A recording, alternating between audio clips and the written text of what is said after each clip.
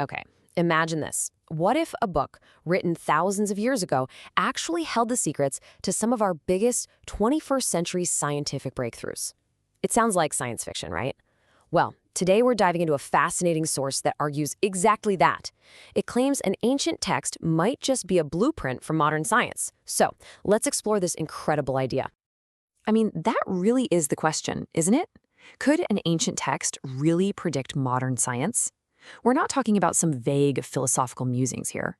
The claim is that it contains specific concepts about cosmology, biology, and even climate science. It's a pretty wild idea, so let's see if there's anything to it.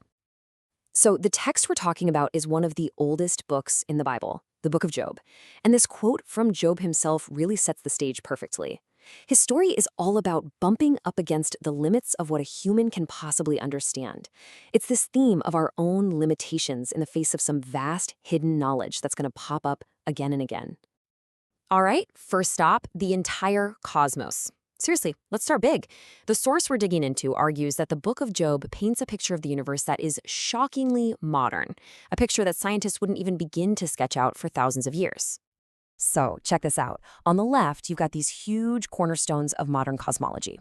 And on the right, phrases pulled from the book of Job. The source draws these direct lines, arguing the text talks about a singular beginning, just like the Big Bang, an expanding universe, and even the idea of fixed, constant physical laws. Let's just zoom in on that cosmic expansion idea for a second. The source hones in on this verse right here. Now, it argues that the original Hebrew verb used for stretches, neta, doesn't just mean a one-and-done event. It implies a continuous, ongoing process. Something that's still happening right now. The claim is this could be a description of the universe's expansion, something we only confirmed in the 20th century. And this number? Wow, this is where it gets really mind-bending. This is the odds that dark energy, the force that's driving all that cosmic expansion, would be fine-tuned just right for a universe like ours to even exist. It's 1 in 10 to the power of 122. The source argues that for something to be that precise, it points away from just random luck and towards some kind of supernatural design. Okay, so we've looked at the vastness of space. Now let's come back down to Earth and talk biology.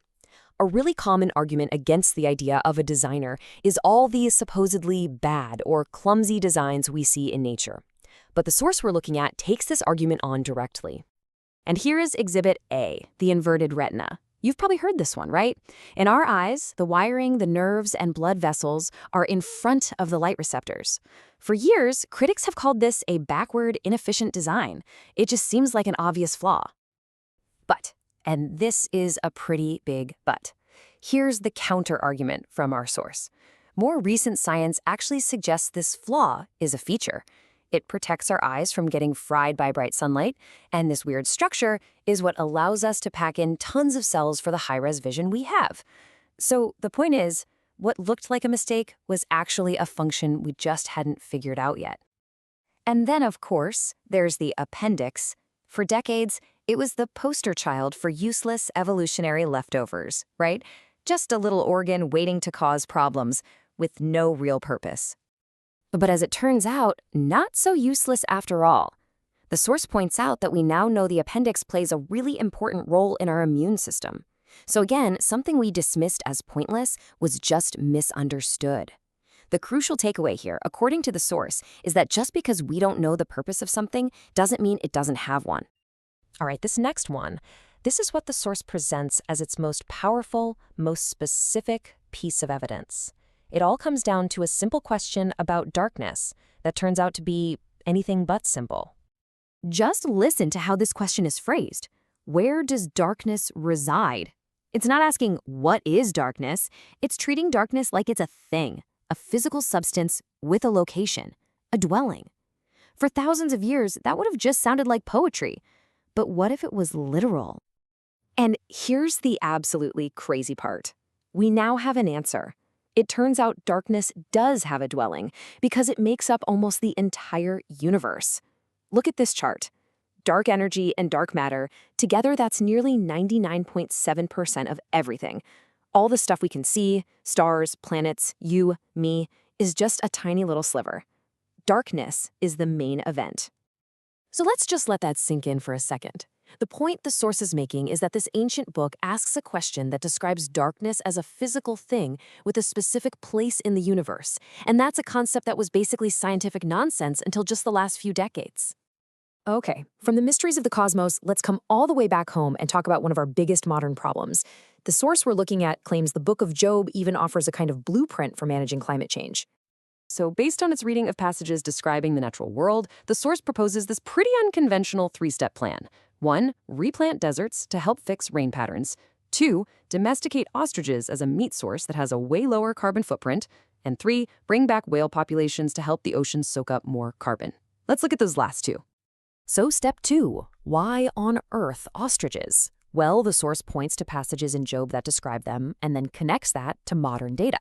And as you can see from this chart, ostriches produce a tiny, tiny fraction of the greenhouse gases that cattle do. The argument is that if we shifted our food sources, something hinted at in the text, it could have a huge positive impact on the climate. And then, step 3, whales. The source argues that passages about these huge sea creatures are pointing to their massive ecological importance. And we now know that whales are basically climate managers. They bring nutrients like iron up from the deep ocean, which creates these huge blooms of phytoplankton. And those tiny phytoplankton, they pull absolutely enormous amounts of CO2 out of our atmosphere. For our final section, let's circle all the way back to that theme from the very beginning, the fundamental limits of what we humans can ever truly know. You've got someone like Stephen Hawking, who perfectly summed up the ultimate goal of modern physics, finding that one single theory of everything that explains the entire universe. It's the ultimate quest for human knowledge. And then you have this completely different perspective from the Book of Job. This quote says it all.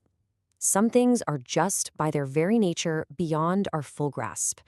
There's a built-in limit to what we can understand. And here's where the source brings it all together in a really beautiful way. It argues that modern physics itself, with its theorems about space and time, actually proves this ancient point. Because we exist inside the system, we can never step outside of it to get the full picture needed for a theory of everything. In a way, our own science has discovered the very boundaries the ancient text was talking about all along. So, where does that leave us? The source we've walked through today makes a pretty compelling case for finding modern scientific ideas in this ancient text. Now, whether you see it all as prophecy or poetry or just pure coincidence, it does force you to ask, what happens when these two worlds collide? What else might we be missing just because we think we already have all the answers?